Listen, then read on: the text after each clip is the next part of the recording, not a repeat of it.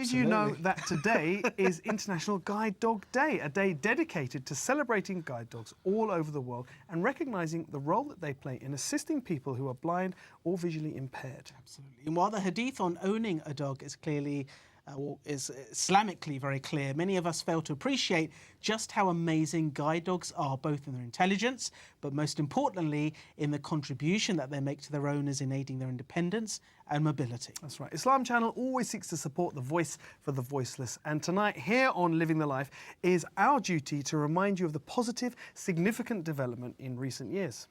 Indeed, back in 2008, Muhammad Shahid Raza, the then director of the Imams and Mosques Council UK and secretary of the Muslim Law Sharia Council UK, issued a fatwa reiterating guide dogs are service dogs, and whilst they remain barred from entering the prayer hall of mosques for the sake of hygiene, they should be allowed to guide their owners up until the area where the shoes are placed. That's right. It's essential that we support blind and visually impaired members of the community, and it's our duty, especially when ensuring that they feel welcomed in mosques and places of worship. We're here to celebrate International Guide Dogs Day. With us is Guide Dog Chad, his owner and engagement officer Dave Kent, plus Robert Harris, engagement manager also for London. Good evening.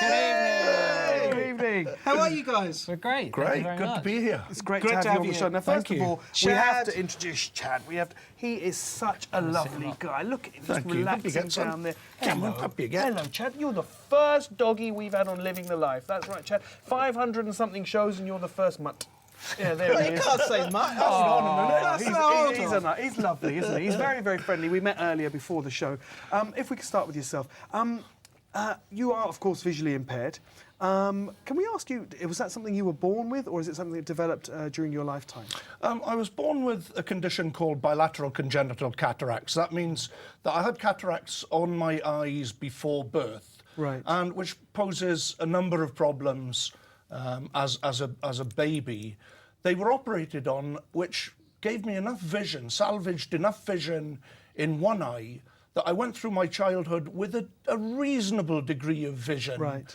I could terrorise my neighbourhood on my three-wheeler bike, much to the consternation of my parents. I bet, yeah. But in 1978, I had some surgery which was hoped to improve the vision that I had, but unfortunately it kind of went belly up. Right. And it's now resulted in me having absolutely no vision at all, and thus I'm absolutely reliant on my four-legged friend here to get me around. If you don't mind me asking, I mean, just sort of an emotional basis, but how did you cope with it? Because for someone who had a limited amount of sight, then to lose what you had, I mean, how did you feel about that, and how long did it take for you to accept it and then be able to turn your life around and then find ways of adapting?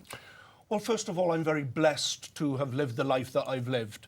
And I'm blessed to be blind because had I not had this experience, I would never have had the richness of the quality of life that I've had to meet some amazing people as a blind man, and to be able to walk around with a dog that is just about to go down, I think. It's just,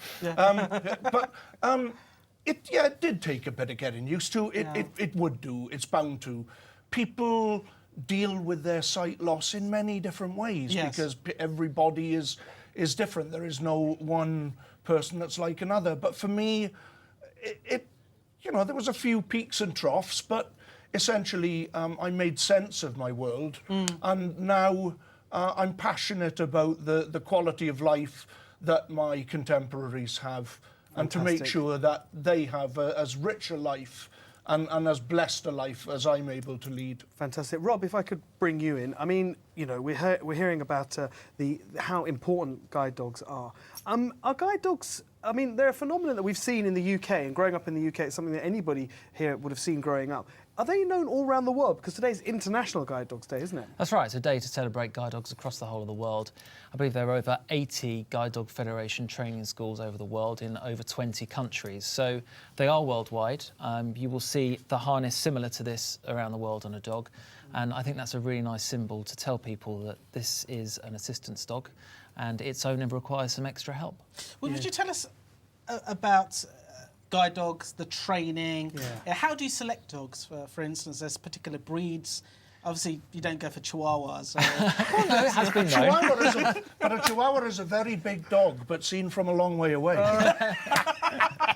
Yeah, no, we don't have chihuahuas. You don't have, so there must be like a selection criteria, and then based upon that, how long does it take from the moment you have them in to training them to the point that you can leave them with an owner for them to carry on with them? Well, the dogs are bred for purpose. So we have a breeding centre in Leamington Spa.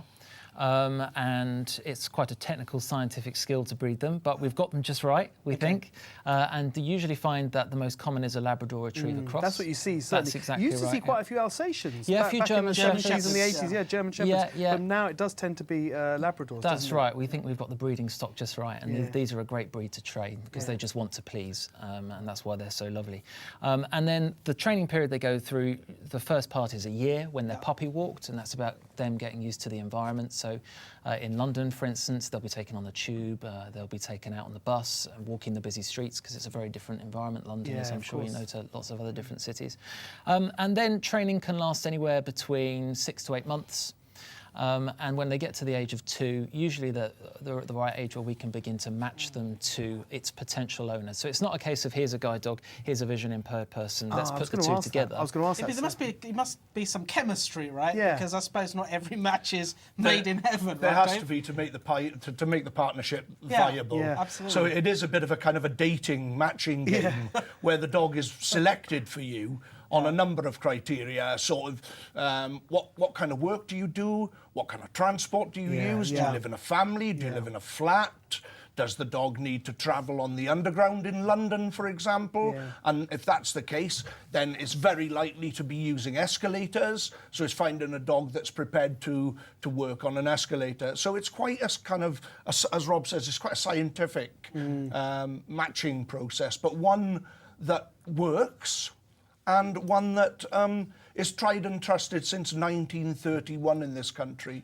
amazing, Guide dogs in isn't it? this country were Amazing. established in 1931. So we've probably trained over 30,000 successful Incredible, partnerships. isn't it? Think of all that contribution from all those animals, how much they've enriched their owners' lives. Well, look, we're going to come back to you, gentlemen, very shortly. And Chad, we haven't forgotten about you down there. His ear twitched when I said his name. Do you Good know how to chap. talk to dogs? I do. Go I on, do. I've had dogs in the past. That's just how we train them. Is that how you try? Look at that. Look at that. I quite got a unique, response. yeah. I got a response from Chad. He looked up. Hello? Hello? See? You know what he's looking. thinking to himself? He's It's not looking. another idiot. He's probably thinks he thinking knows the how man, to talk to the the man dogs. with the net will Yeah. be here in a minute.